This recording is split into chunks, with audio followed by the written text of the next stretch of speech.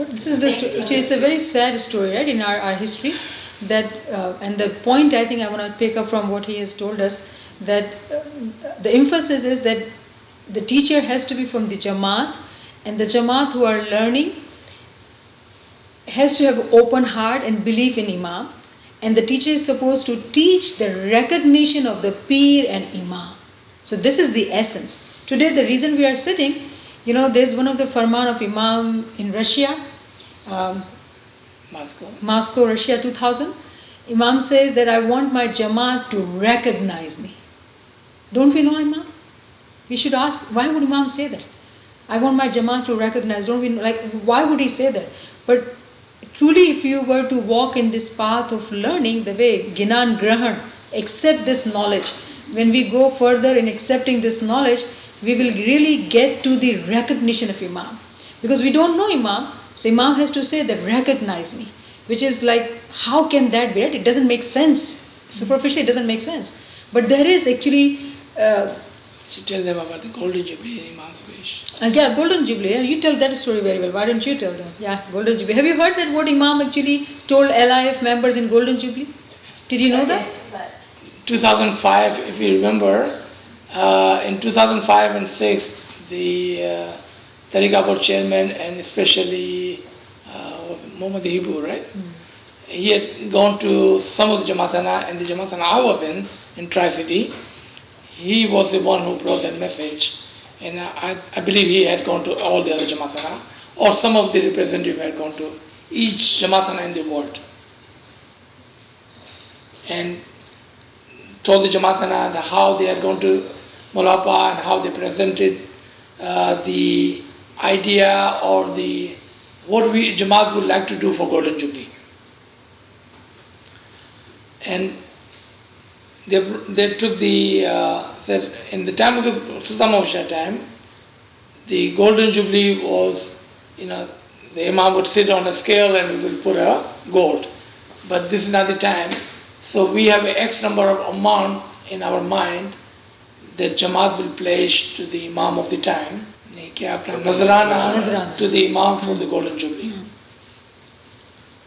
So Imam listened, and the Mullah said, good, if you wanted to do that, but I would rather have you give me time and knowledge Nazrana. And then Mullah explained how the time Nazrana will be, how the knowledge Nazrana will be. And they said, okay, accept.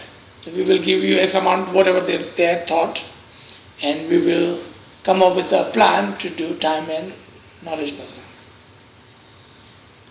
Then, in the conversation, someone said, Mullah, what would you like for your Golden Jubilee? Remember, up to this point, this was the celebrity mode, and the environment was really happy. Golden Jubilee is coming, and all of a sudden Mullah gets sad. And he was telling us, he said, Mullah just face just went like turned off, kitchen light off kar diyo. He just went sad. He said, I only need one thing from my Jamaat, to recognize me. 50 years of Imamat, and Mullah said, and saying, I only want one thing from my Jamaat, and that is to recognize me. Can you imagine if you were sitting there as a live member? You'll be like, what is the next question would be? How do we recognize you, Mullah? We know who you are. We even know when you become Imam, and we know everything that you do, and you've been coming and giving us Zidane, and we know who our Imam is. How do we recognize you? So fit darte, one asked, so Mullah, we don't understand. And that was the right question actually. If you don't understand, you're supposed to ask. Don't use your lower intellect in front of the Imam's intellect. So they said, Mullah, we don't understand. Mullah said, alright, let me guide you. I'm going to give you two things. If you understand, and if you make sure the Jamaat understand, then they will recognize me. And अभी थोड़ा मैं challenge करूँगा आप लोगों को यहाँ पर. And they brought those two things and they told us in Jamasana. And this was almost like March 2007 आ गया था शायद. And he said from here on, starting 11th of July 2007, we will recite these two things in all our Kushali, Chandra, Majalis for a year. Do we remember what those two things were? The Mullah sent. Huh? Hadith Saklan. Good job. Hadith Saklan and Surah Nur. Aya Noor. Aya Noor का number है 24 की 35. 24th surah and ayat number 35. Aya Noor. And Hadith Saklan. The weighty Hadith. ये दो चीज बोला बोला. If you take this and then condition लगी. If you understand and if you make the Jamaat understand, then they will recognize me. And we recited that we were supposed to recite that for a year. Then if you all remember, Mullah said, let's extend the Khushali for another 6 months. Yes. And we went on till December 2008. That is 18 months. And we recited this for 18 months. Kitni afsos ki baat hai, today we don't even remember. Right? Those two things, if we had understood, we would have recognized the Imam. So what was those two things? What were those two things? And how can we use that guidance of the Imam of the time to understand him? Hadith Saklan, number one. We all heard of Hadith Saklan. Saklan का मतलब होता है भारी, वजन वाली, heavy. And this is a famous hadith of Prophet Muhammad. He says, I'm going to leave you with the two heavy things.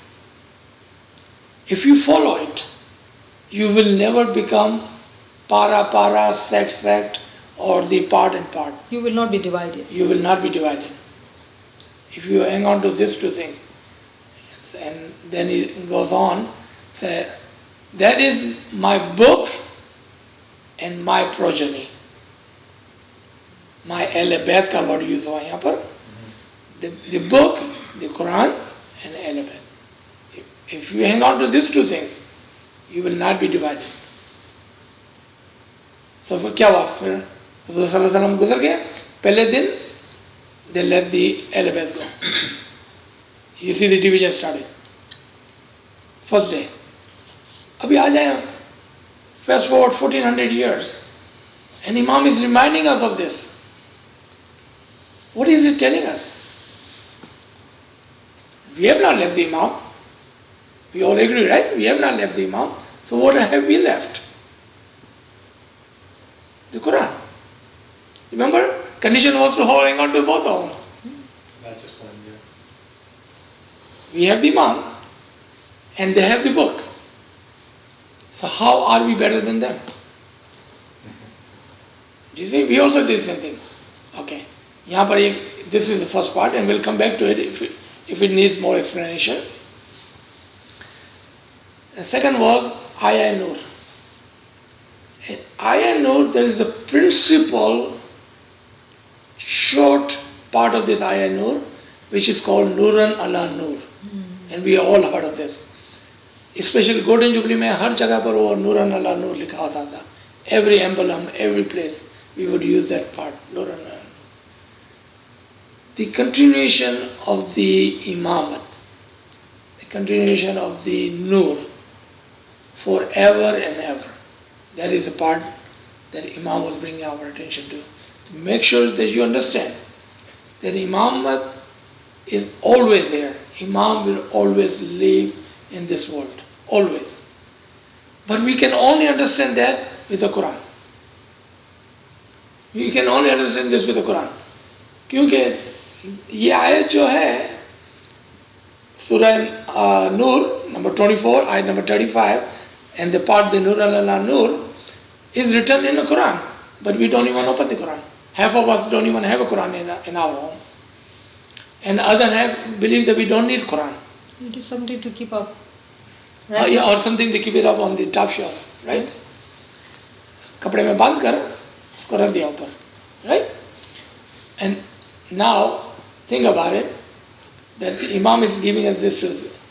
So what is about this two things that we need to recognize the Imam that we've been following now for 62 years? And what about 72 years of Sulaiman Moshe? And 1400 years of the Imamate?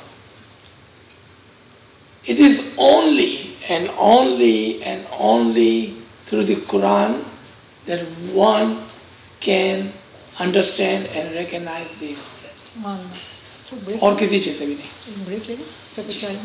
You're saying something? I'm saying. But Imam is the one who interprets the Quran, right? So if we are just following Imam's guidance, we still need to take it into. That's what Imam says, and we'll go through it. Yes. Yeah, you want to grab a cup The of tea? answer is yes. Yes. I want to ask him, should we wait or? Yeah. You can ask us. I'm going to grab the chai. Yeah. Just observation, Hadith al-Thaqalain, in fact also says that these two things will not separate. The Quran, Yeah. the Book of God and the Quran will not separate until they reach me. So you're saying that, how we recognize Imam, if we're just taking Imam, we're actually not taking Imam because these two things have to be joined. So if you only follow Imam, we're actually missing a part of the Imam. We're taking the physical part of Imam, but not all of the revelation, the signs is with the Quran. And then Surah Nur, we're saying light upon light. It's interesting to understand that if it's light upon light is continuation, then we should look continuous, not just Imam, Imam, Imam. The next verse, 24:36, that very light that Nur al-Nur, it says that this light will be found in houses which God has allowed to be raised, where His remembrance is morning and evening. Which we know that means that light is in Jamaat, which goes back to Hayes, and that we understand that Surah Nur 24:35, that light is always continuous. The next verse says that this light is found in houses which Allah has allowed to be raised. Which houses are these? Where it says, and His name is remembered morning and evening. Interesting, right? Morning and evening, two times. That's the house of Jamaat. So when it comes to Hayes, we're actually recognizing also Surah 24:35, 24:36. We're taking those two hadiths of Thaqalain and Nur, which is why we're saying Hayes, because we're saying that this light of Nur is present here.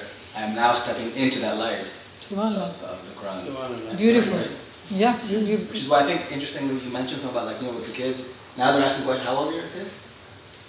Teenagers. Right? So now they're asking questions. Why do we do tasbih? Or why do we? For example, someone again say, why are we saying Hayes and that? I understand the oath and all that, but this is where the batin comes in. Is because I think this one approach is that we're not only recognizing that this is Imam as we're living.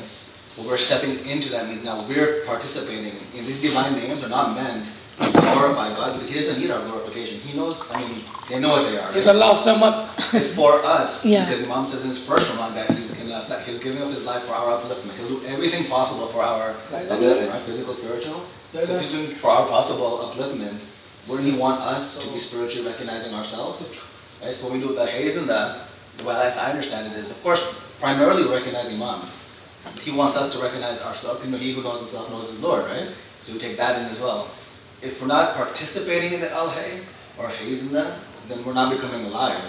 So when you step in, I think it's a mental way of recognizing that because not that we're separating our two worlds, we're entering a sacred space, and now we're also becoming part of hayzna. We're actually waking up, we're becoming alive. And those are answering Qaim fire because they're answering from the inside, right? We're stepping in. That's like saying, it's hayzna, because when you come in, and inshallah, eventually, when you're in there, you become qayyam, right? In a sense, you become eternal yourself. You're participating with these haze and that qayyam, rather than just acknowledging, which goes even to the tasbih, right? Again, why are we saying all these tasbih, praising Him? I think more, and this is very, you'll find this in Sufism a lot, that when you're doing these tasbihs and stuff, it's not to praise Him, but it's that sort of participating in the barakat of those names, to get those names within yourself, to manifest these attributes of Allah. We have to recognize the meaning of them, and then we start to become Rahman, Rahim. You yourself have to become merciful. But how do you do that? Well, if you're not going to use the power of the barakat of these names, they're changing you. They're not changing the Imam. They're not changing, even sorry, I'm going on. No, this is good. Go ahead. Even like prayer sometimes, this is a question for me too. Why do you say Yali to Rahim Kar Yamal to Fazal Kar? As if He's not Rahim, as if He's not going to be nice to us? Imam is always kind. So why do you keep saying it over and over again? He can say, I already am. I am right. Why do you keep asking me over and over again if I'm giving you everything? So it's not that we're asking Him to give it to us, we're saying these things to open ourselves up to receive the Rahmat and receive Imam's fazl. Yeah, he read it in Pirpina Jama, the exactly same word, open your heart. He's opened us up. Yeah. So this stuff is meant for Yeah. us to, at the child level, yeah, we say it, right? Like it's Yeah. to praise, because the child will understand what does that mean to open yourself up. Oh, and now these days, children understand too, right? So we Yeah, should. beautiful. You truly explained the batin now. That's very good. Yeah, you did a good job. Yeah. Very good. So in Pakistan, where I grew up, my parents grew up in India. The culture over there is to not question. No, it's not to question, right? But if you look over here, in this environment, right, there's open discussion. You go to a university because you don't sit with the like-minded people. You sit with people who have opposing views. That's right. So that you can grow, right? Over there, you went to REC, same thing. You went to school, same beliefs, right? You went anywhere, you were same, pretty much the same. But over here, you have different, my best friend was a Jew, right? Another best friend in Queens, New York was Korean. Different points of view, different religion, different. So I think what you're getting in this, in Western world is that free thinking, coming into our religion. And I think I think you did the right thing. You have the free will. The free will is everywhere. Because if you make it compulsory, if you make it compulsory, multi-religion, then that's going to happen, right? Then like, hey, you're forcing me. I'm not going to do it. So what's the best way to answer it? Because it's probably the parents that is just the blank, what to answer that. Because the kids ask so many questions. So how do we tackle this thing? So you did exactly how it should be. The only thing is that I would say furthermore, do you understand the religion? Okay, you've been unconsciously, not knowingly you've done that. Have you tried, have you attempted to learn about it? See if you like it. Why don't you find out more about it? I would encourage his thinking, personal search, and help him in search and answer his question. So you did the right thing on short-term meeting. It's just free will. We are not forcing anybody to follow anything. But then, as a parent, you cannot leave a child there and there. Okay, what is next? Let's read about it. There was a time, in my life we did that. We read about Buddhism. What is Buddhist religion? What is Hinduism? What is Ismailism? We had to read everything and understand what is the difference. And why we are Ismaili, and why is it better religion, and why we should be grateful that we are born in Ismaili religion. So a child has to come to that conclusion himself, herself, to accept and to be grateful about it. So we cannot stop where you stopped, because otherwise you are just leaving him loose. The way he said, don't leave kids loose, because today's kids, they are smart. They'll abuse the system and they'll be out. And we don't want that. We are supposed to nurture our kids to help them understand the rational and accept it. Because Maula made us responsible, because we gave birth to the child and we took it to Imam, and Imam accepted it and gave it back to us to raise him right. So when child is asking question, free will, yes, you have free will. But then with free will comes responsibility. So what is your responsibility? Did you study your religion or not? I would put it this way, that parents leave the inheritance for us, all right?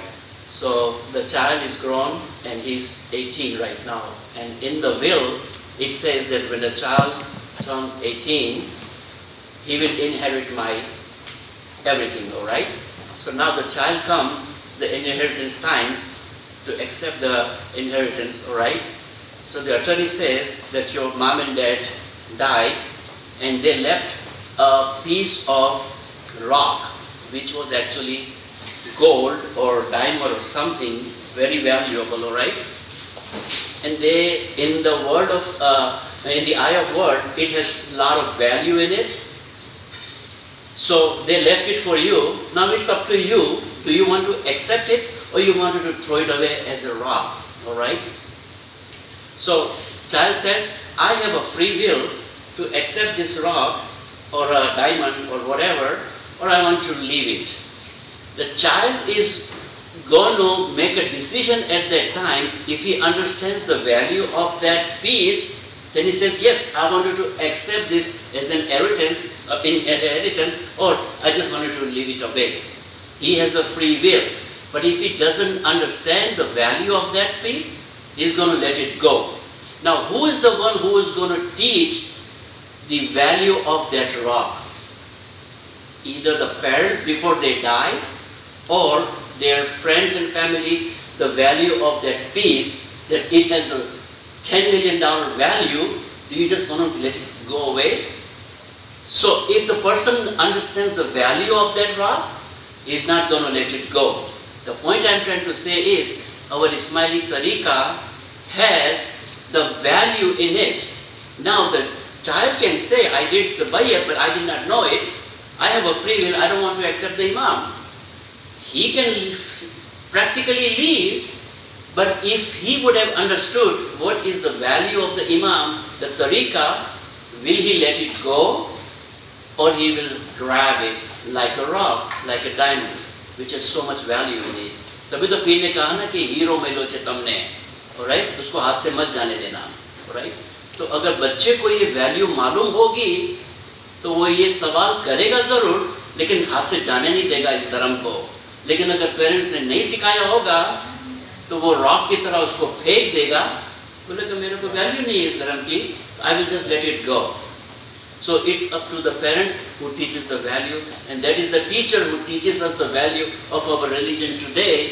So we hold on to this our tariqah, and we can pass on to our children. So one thing about kids is they get most of their ideas not by listening to our lectures. They get it from watching our behavior.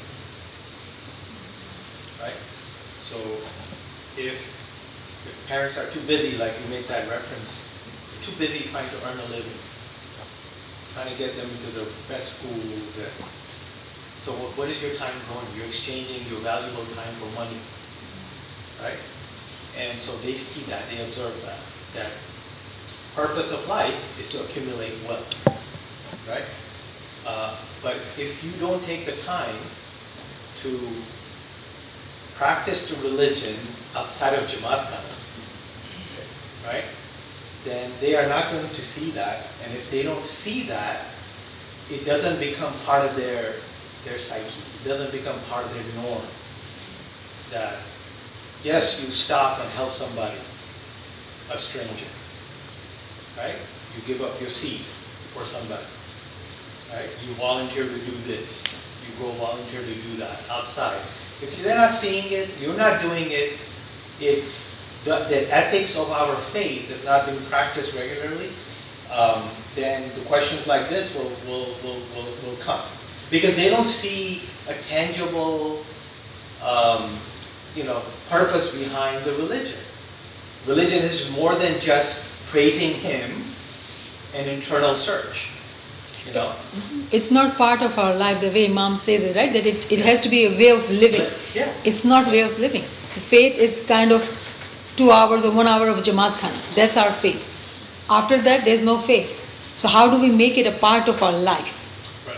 I heard you mention on one of the audios this idea that do our kids ever see us picking up any of these religious books and studying, reading ourselves? Or what are we doing at home? We're just watching TV, having dinner. We discuss things with them about their schoolwork, how was your day, just learn about the school. Material stuff. But if they see us continuously learning the book, and not just that, but then also bringing, having a conversation with them too. Like, it's interesting because like my son, he's only 9, right? Yeah. I think from a very early age, it's very important to put this idea in the head that there's always something to search for, right? There's something else, there's a mystery, there's something, kids love mysteries, right? They always want to know, just tell them, for example, even little kids, when they hear about Bigo Ismaili, they hear that, not supposed to talk about it.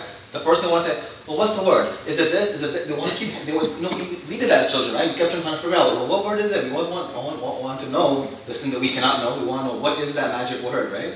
So this idea of putting the idea that there's some sort of, there's no hocus pocus, but there's magic, meaning, even in Imam's Baitul Farman in Atlanta, he said, he kept repeating it and he says, do you feel the magic? I'm not sure if it's have you heard it? No. It's not in the Farman that was actually, I think was given to us. He kept repeating, goes, do you feel the magic? And he goes, I do. Imam said, do you feel the magic? So there's some magic in our tariqah as well, too, right? Some spiritual understanding. Sure. So put these questions in their minds. So for example, there's a whole thing of, for example, why do we have niyaz on Fridays only, right? Some people say, why do you not everybody asks, but some people might ask, on Friday, but then someone could say, well, this Friday there's niyaz in the morning as well. So why not on Monday, Tuesday, Wednesday? And there's all these deeper meanings behind it, right? Like we can get into, I'm sure, in the lectures. But like the days of the prophets, I'll have one. So my son, he came to in the summertime, we took him for a morning Jama'ah, right? So I just asked him some questions. I'm like, have you noticed there's niyaz in the morning? And you noticed it. I'm like, on the other days we go, so I asked him questions like, do you notice which days you don't have it? So he didn't, no idea why do we have it on Friday but not on Monday? Why the morning? So I tried explaining to him some of the things of like, what does Friday mean? Or what is, when we understood those things, we'll talk about it, right? And I said, but why morning then?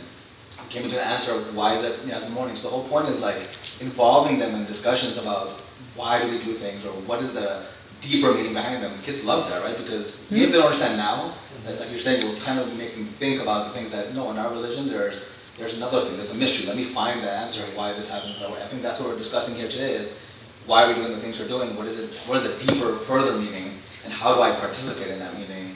Rather than just, okay, it's Friday, it's a big day, get dressed up and let's have niyaz today. You reminded me of our time with RAC teachers, Shahnaz and Zara, when they used to sit and we used to talk about this, right? Mysticism and magic, and we would give reference to Harry Potter's movie, and how, it feels so good to watch those movies. Do they find same feelings in religion? How do we create that kind of feeling in them that they want to know more? Imam says that you are blessed to be born you are fortunate to be born in Ismaili religion. What is that spiritual power? Do we go to that Harry Potter school kind of place, in Bandagi, and can we fly? Imam says if you lighten your soul, make it lighter, you can fly. And so it was amazing discussion we used to have with RAC teachers, how to talk to children, to make them curious, to ask questions, to yearn for more knowledge in that direction. And that makes them happy. And then they are in. Okay, I want to know more, So you actually have gave them lots of questions to think about. So did you hear him?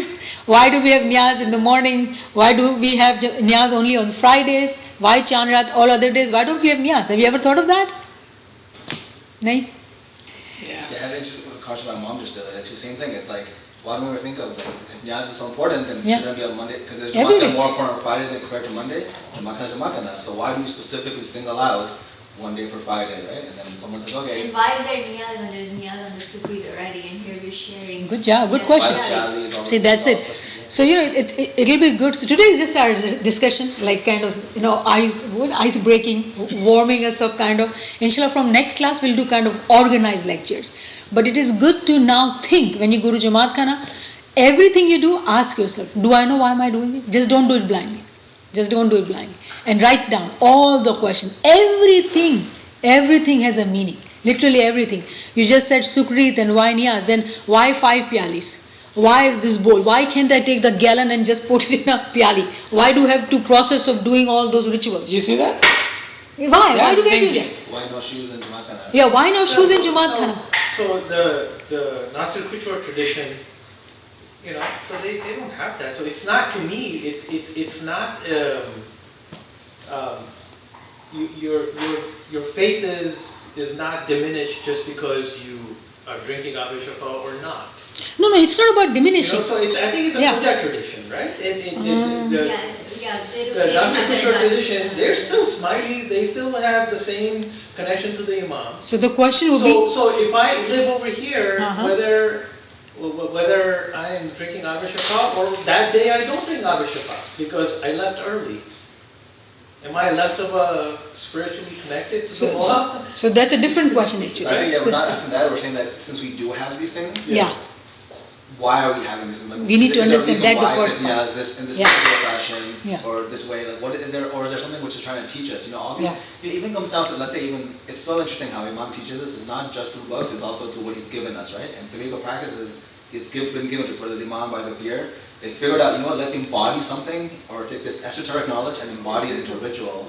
Which is interesting because the Imam said about architecture the exact same thing. He said that great architecture represents esoteric, something about the esoteric truth. You've heard that speech? Yes. So one way the Imam does, in fact, give, because they say the Imam gives us the esoteric meaning, he gives us a ta'wil. The Constitution said the Imam does the ta'lim and ta'wil of Allah's message. When does the Imam come and actually tell us, okay, this is this Quranic verse, this is what this means? We never have the Imam tell us, let me sit down and explain to you the ta'wil of this book. It doesn't happen, even historically it never happened. Usually it was the hujjat who came, or the peer who came to teach, right? But interestingly enough, Imam has given us something today, which many people I think don't ever recognize, is the buildings he's put up, the built environment, his architecture, is actually him embodying spiritual esoteric truths in a physical form. Right. But now it's up to us to discover what do these buildings have within them. There's always a meaning behind things that they're building, even though it was the architect, but it's obviously Imam gives a command, these buildings be built. There's secrets hidden inside these buildings, like his delegation, Ismaili Muhammad building, Aga Khan Museum, all these new Jamaat Khanas have been built. There's a symbol in each Jamaat Khana, in all these buildings, right? The buildings are going to be there for hundreds of years. And that's Imam speaking to us, giving us not just a book of saying, here's the tawil, he's saying, here's a building. Now we can read and decipher, decode these buildings, and that's the same thing of like looking at Quran with these verses and understanding them. If you can understand what's put into a building, that's Imam speaking to us and giving us a firman in a sense, that, or an ishara, hidayat. This is a building. Look what put into the building, right? I love the word ishara. So he has brought up another kind of topic. Like let's talk about Plano Jamaat Khana, and we'll try to record it properly.